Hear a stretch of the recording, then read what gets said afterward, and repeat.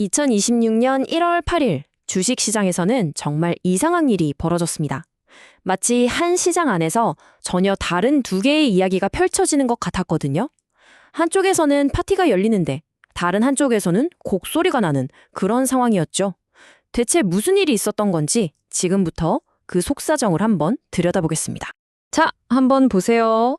전통적인 산업의 대표주자인 다우지수는 빨간불을 켜고 위로 올라가고 있는데 미래 기술의 상징인 나스닥은 파란불 켜고 아래로 내려가고 있죠. 이게 대체 어떻게 된 일일까요? 시장 안에서 뭔가 우리가 모르는 일이 벌어지고 있었던 게 분명합니다. 근데요, 이게 다가 아닙니다. 더 깊이 파고들면 이야기는 훨씬 더 흥미로워져요. 다우랑 나스닥이 서로 다른 길을 가는 동안 저기 아래 러셀 2000 지수 보이시죠?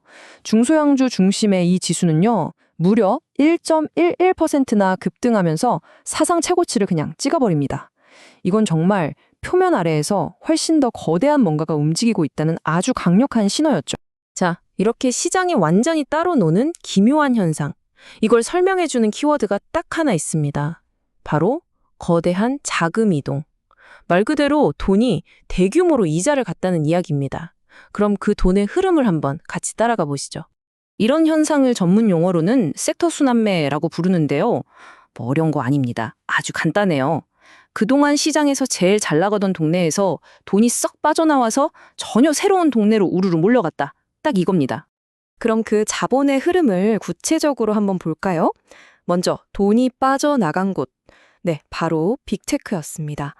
그동안 너무 많이 올랐잖아요. 그러니까 이 정도면 충분히 먹었다 하는 생각에 너도 나도 팔기 시작한 거죠.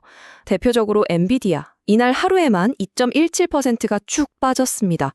그럼 이 엄청난 돈들 다 어디로 갔을까요? 빅테크를 떠난 돈이 향한 첫 번째 목적지는 놀랍게도 방위산업이었습니다. 아니, 갑자기 웬 방산주? 이 거대한 돈의 움직임을 촉발시킨 건요, 다름 아닌 워싱턴에서 나온 단 하나의 정책 제안 때문이었습니다. 그야말로 1조 달러짜리 베팅이었죠. 바로 이 숫자입니다. 1조 5천억 달러.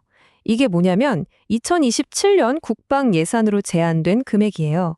작년보다 무려 66%나 늘어난 정말 천문학적인 액수죠.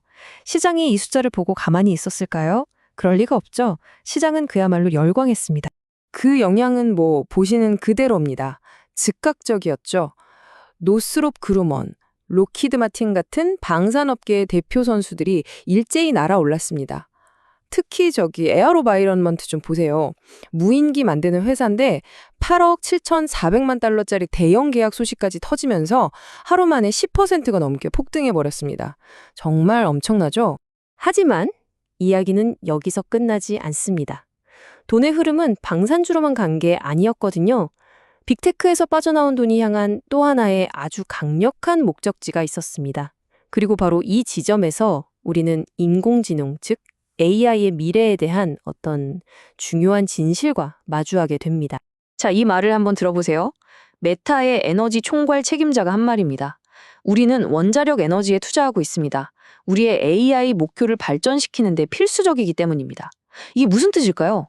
이제 AI의 성장은 단순히 더 좋은 반도체 칩을 만드는 걸 넘어서 근본적으로 에너지를 누가 더 많이, 더 안정적으로 확보하느냐의 싸움이 됐다는 그런 선언이나 마찬가지인 겁니다. 6.6 기가와트. 와, 감도 잘 안 오는 어마어마한 숫자죠. 이게 바로 메타가 오직 AI 데이터 센터를 돌리기 위해서 확보하려는 원자력 발전 용량입니다. 그래서 메타는 지금 보시는 것처럼 기존 원자력 발전소는 물론이고 차세대 소형 모듈 원자로, 나트륨 원자로까지 그야말로 원자력 발전의 어벤져스를 꾸리고 있는 겁니다. 이제 빅테크는 그냥 소프트웨어 회사가 아니라 에너지와 인프라 시장의 판을 흔드는 핵심 플레이어가 된 거죠. 자, 그럼 정리해볼까요? 한쪽에서는 방위산업, 다른 한쪽에서는 원자력 에너지.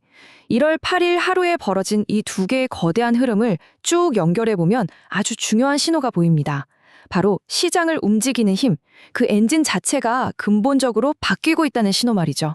이 변화의 바람은요, 심지어 기술 섹터의 심장부인 반도체 산업의 리더십까지 뒤흔들고 있습니다. 그동안 절대 강자였던 엔비디아가 높은 주가와 여러 규제 때문에 주춤하는 사이에 정부가 우리나라 대표 선수로 팍팍 밀어주는 인텔이 그 자리를 넘보고 있는 겁니다. 이건 그냥 기업 간의 경쟁이 아니에요. 결국 이 모든 현상의 중심을 관통하는 키워드가 딱 하나 있습니다. 바로 정책입니다. 방위산업, 원자력, 반도체까지 이제 시장의 승자와 패자는 순수하게 기술이 좋고 시장 논리만으로 결정되는 게 아니라 정부와 기업이 어떤 전략적인 결정을 내리느냐에 따라 갈리고 있다는 거죠. 그러니까 오늘 이야기의 핵심 결론은 이겁니다. 시장의 무게중심이 바뀌었다는 거죠.